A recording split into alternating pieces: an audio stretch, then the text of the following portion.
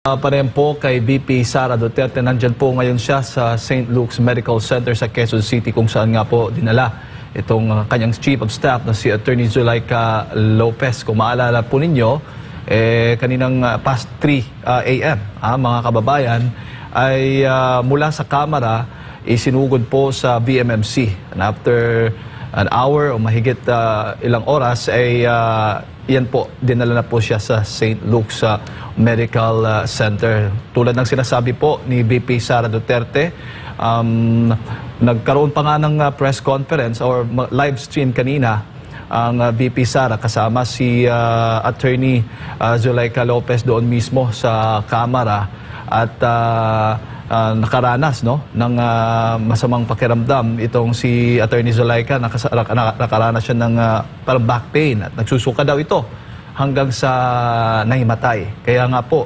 naghintay pa sila ng halos 3 oras doon po sa Kamara ng sasakyan, yung ambulansya, dahil nga po ay nasa labas ng Kamara nga po yung ambulansya naghihintay na papasukin doon mismo sa loob. Kaya nga po ito ay isinugod kaagad doon sa VMMC. Hindi pa natin natiyak, wala pang inilalabas na pahayag ang mga doktor hinggil nga po dito sa sitwasyon ngayon ni Attorney Zulaika Lopez na nandyan mismo sa St. Luke's Medical Center sa Quezon City. Hinihintay din natin at mismong si VP Sara ay mananatili, sasamahan si Attorney Zulaika Lopez dyan po sa St. Luke's Medical Center dahil nga kung nakikita po ninyo kanina, talagang hindi kailangan po na pakalmahin mo talaga si Attorney Zulaika Lopez dahil nga po dito sa tensyon, dito sa napaka-stress na ng mga pangyayari sa kanyang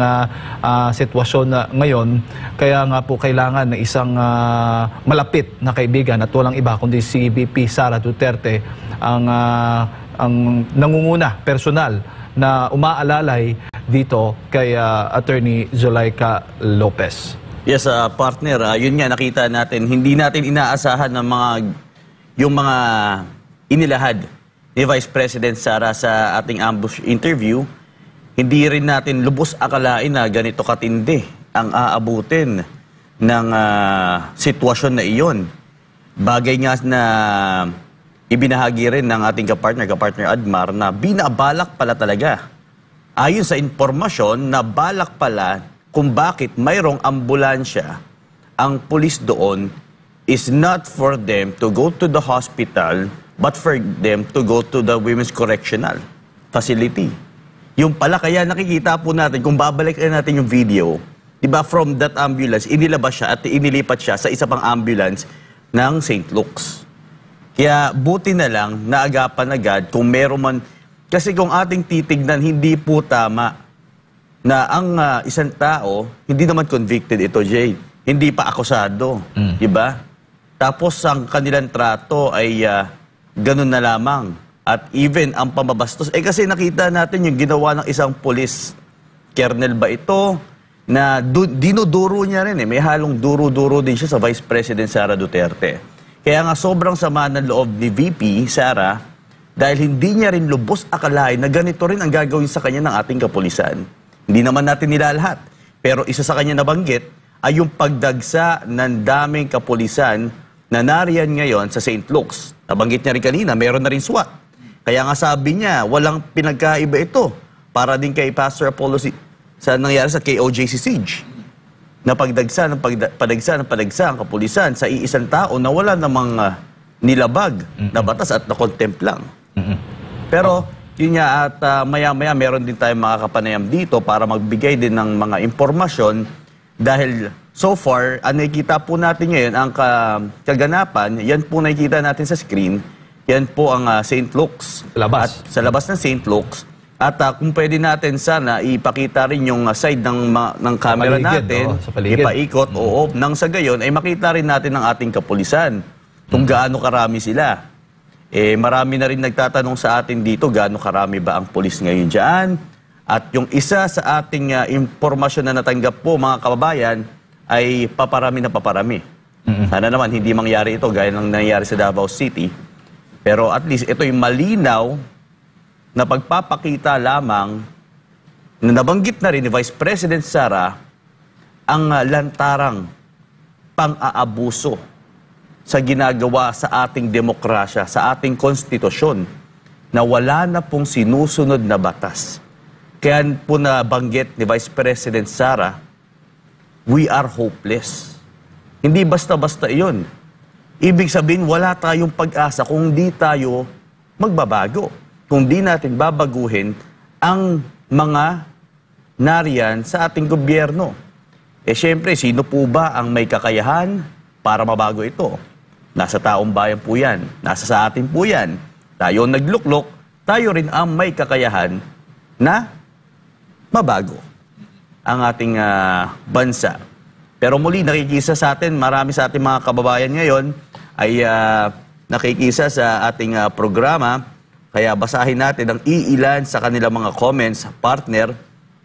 Marami dito nagsasabi na hindi na po tama ang ginagawa ng kasulukuyang administrasyon. Huwag po nilang abusuhin ang kanilang kakayahan na linlangin ang taong bayan. At yan, marami pa dito, partner. Mula naman kay Jam Balaya, dapat meron din kayong video sa Women's Correctional para makita ang sitwasyon doon. Confirm ready na talaga sila ilagay si Attorney Lopez. Ayan, wala pa po tayong impormasyon patungkol dyan. Ang natanggap lang po natin is yon ang pinaplano po ng ating kapulisan mula sa ating kapartner. Pero lilinawin po natin yan kung meron pa pong further information sa mabibigay po sa atin.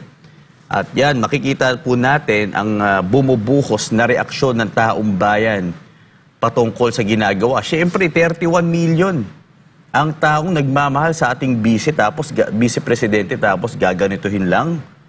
Partner, di ba? Ikaw, alam mo naman ito. Lahat tayo, nakikisa tayo, gusto natin mabago ang ating bansa. Gusto natin magkaroon ng pagbabago.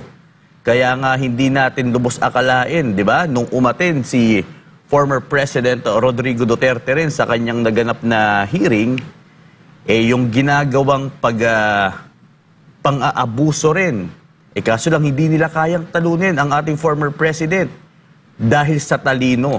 Ikaw ba naman ihaharap mo ang itong Quadcom na ito sa isang tao na minahal ng taong bayan, tas ihaharap mo sa iilang komite na nagpakilala na sa paulit-ulit na pagkakamali sa kanilang ginagawang mga hearing?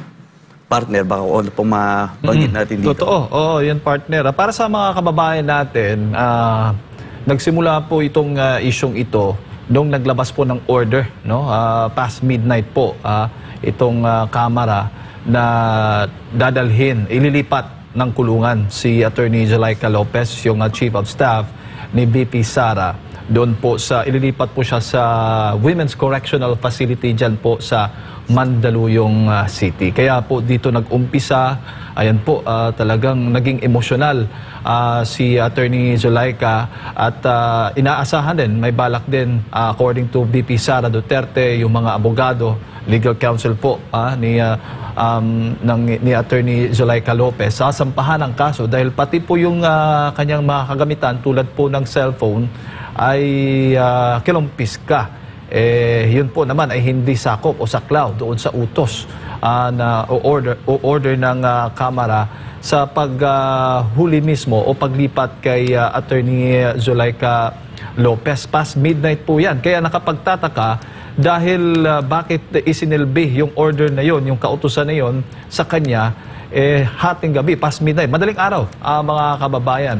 Kaya po nagsimula po tayo kaninang nakatutok dito sa mga kaganapan dyan sa Kamara. Kaya mula noon ay dyan po sa loob ng Kamara ay pahirapan, no? Nahihirapan nga mismo si VP Sara dahil nakapatay, wala pong kuryente yung loob ng Kamara. Mismo sila ay nabigla dahil hindi naman po pinapatay yung kuryente. Well, yung aircon, yung mismong source, hindi po yan pinapatay talaga. Yan, nabigla po talaga ang VP Sara dahil yan po ang ginawa, no, ng Kamara dyan po sa loob. Kaya wala silang ibang mahinga ng tulong during that time. Imagine, madaling araw yun, partner. Yes. Mayroong mga kalalakihan, mayroong mga nagbabantay doon. humihingi ng tulong kasi nga nagsusuka na yung si Attorney Lopez, hindi pa madiretso, maidala doon sa ospital. Kaya nag-aantay ng ilang oras, 3 oras o halos 3 oras daw, partner, na naghihintay. Ang masaklap pa nun, na mayroon palang ambulansya sa loob ng house na hindi ginagamit, na sumunod lang paglabas ng isang ambulansya na ginamit nila para kay Attorney Zulaika. Tapos walang gumagalaw na kapulisan. Walang gumagalaw doon. Imagine, Vice President Sara Duterte is asking for help for everyone na nandoon sa house. Pero walang pumapansin, walang gustong tumulong. Diba? Bilang isang trabahante ng taong bayan, kawanika ng taong dito sa ating pamahalaan, responsibilidad mo na tulungan ng tao na nandyan sa loob ng house na yan. Pero wala, hindi nyo pinansin, hindi nyo nirespeto even ang Vice Presidente. Yun yung masaklap doon. Kaya I stand corrected, 32 million na mga taong nagmamahal kay Vice President, gaganunin nyo lang. Kaya nga, marami nagre-request dito kung sana nakuhaan natin ang video, yung isang pulis na gustong saraduhan sa harapan ang ating Vice Presidente. Nako, kung makita lang po ng taong bayan ang iyong mukha, ay sabi ko sa inyo, pati pamilya nyo po, baka kung ano pa, yan no, tignan mo, babagsakan mo ng pintuan. Ang Vice Presidente, anong gagawin? Iipitin mo? Yan yung isa sa mga bagay na dapat nating makita, mga pulis. Yung sabi nga natin, yung impunity na nangyayari sa ating kapulisan, gawa lang sila ng gawa ng paglabag sa batas at parang wala lang. Nasisira na po ang organisasyon ng kapulisan. Kaya sabi mismo ni Vice President Sara Duterte, nililito tayo, niloloko po tayo. Mismo ang pulis na po ang ginagamit na instrumento para sa kasamaan na ginagawa ng pamahalaan. Isipin niyo po, yan po, ayun naging konfrontasyon, dumuduro din siya. Pulis yan, pero dinuduro niya rin ang bise. Yes. Kanina, mga past 3 a.m. po yan nangyari, mga kababayan, sa lahat po ng mga nakatune in lamang ngayon. Ito pong naganap dyan sa VMC. Kasi ang akala talaga ng grupo o ng VP Sara, diretso sila partner doon sa St. Luke's. Abay, dinala pa sila dyan sa DMMC. At kaya nga, bago inilipat sa St. Luke's Medical Center, ito po yung naging sitwasyon kanina. Nagkaroon ng mainit na diskusyon ang VP Sara at isang yung pulis po na nakikita po ninyo dyan kasi nagmamadali nagmamadali. Pagkapasok mismo dyan sa loob ng ambulansya ni Attorney Lopez, kung walang mga kalalakihan na humaharang o humahawak dyan sa pinto na yan ng ambulansya, ay talagang masasarhan at matatamaan si VP Sara. Kaya yung initial na impormasyong nakuha natin mula sa ating kapartner Mar, may balak talaga na idiretso doon sa Women's Correctional Facility.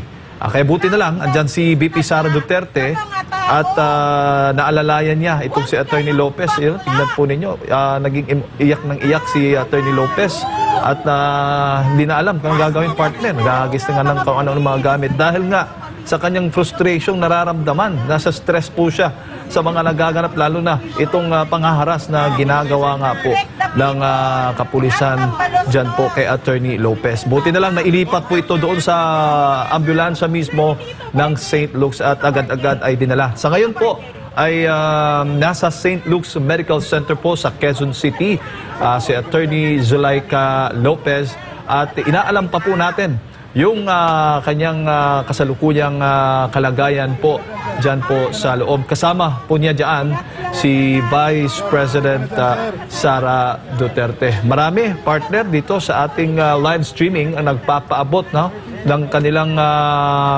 pagkondena sa ginagawa ng pangaharas ng kapulisan, ng gobyernong ito dito kay Attorney Lopez. Itong pangyayaring ito ay hindi malayo doon sa tulad nangyari dito sa KOJC, partner. Nung mga nakaraan ng nilusob din ng kapulisan ang KOJC compounds. Mismong si VP Sara na ang nagsabi na walang batas na kinikilala ang pamahalaan, ang mga nasa otoridad ngayon. Nakikita po ninyo, hirap na ngang makalakad, nag-iiyak na nga, nasa masamang karamdaman na nga ang Attorney Zulaika Lopez, para lang naman sa humanitarian mission lang naman sana. Makita lang yung totoong sitwasyon. Abay, hindi ka ba maawa sa kalagayan ni Attorney Zulaika Lopez? At yung parating iginigit po ni VP Sara, hindi naman po siya convicted. Hindi naman po siya may sala. Siya po ay akusado pa lamang dito nga po sa ginagawang investigasyon ng Kamara kaugnay po sa budget ng Vice Presidente. Ito rin ang pagkakataon din, mga kababayan, na nakita natin na talagang naglabas ng kanyang sama ng loob, no? Ang VP Sara. Hindi natin masisisi na mapamura si VP Sara sa pangaharas, panggigipit na ginagawa ng gobyernong ito sa kanya at lalo na po sa kanyang mga kasamahan dyan po sa Office of the Vice President. Particular na dito nga po sa kanyang Chief of Staff na si Attorney Zulaika Lopez. Yes, partner. At ito nga yung paulit-ulit natin na ipinapakita na scene kung paano, tingnan mo kung paano nila